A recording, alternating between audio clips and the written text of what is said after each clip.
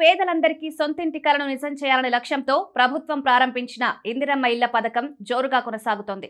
ఈ పథకం కింద ఇల్లు నిర్మించుకుంటున్న లబ్ధిదారులకు ప్రభుత్వం ఆర్థిక సహాయాన్ని నేరుగా వారి బ్యాంకు ఖాతాల్లో జమ చేస్తోంది. ఇప్పటి వరకు సుమారు 2.12 లక్షల ఇళ్ల పనులు మొదలు కాగా అందులో 1.5 లక్షల ఇళ్లకు సంబంధించిన చెల్లింపులు ఇప్పటికే పూర్తయ్యాయని housing corporation managing director V P Gautam తెలిపారు.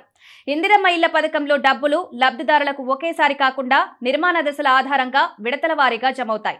మొత్తం 5 లక్షల రూపాయల ఆర్థిక సాయం నిర్మాణ పురోగతిని బట్టి లబ్ధిదారుల ఖాతాల్లో నేరుగా జమవుతుంది.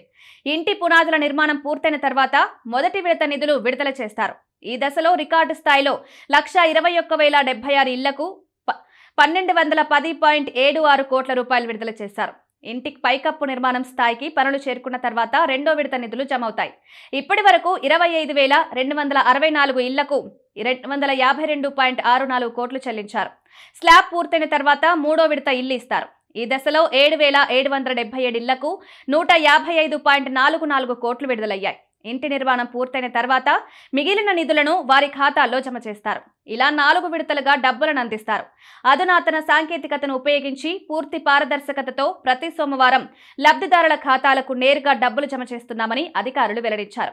ఈ వారం రికార్డు స్థాయిలో 17,000 ఇళ్లకు సంబంధించిన 180.35 కోట్ల రూపాయలు విడుదల చేస్తారు. ఒకవేళ లబ్ధిదారులకు డబ్బులు జమ కాని పక్షంలో వారి బ్యాంకు ఖాతాలకు ఆధార్ నంబర్ను అనుసంధానించాలని అధికారులు సూచించారు. లేదా టోల్ ఫ్రీ నంబర్ 1800599599 కూడా సంప్రదించవచ్చని అధికారులు తెలిపారు.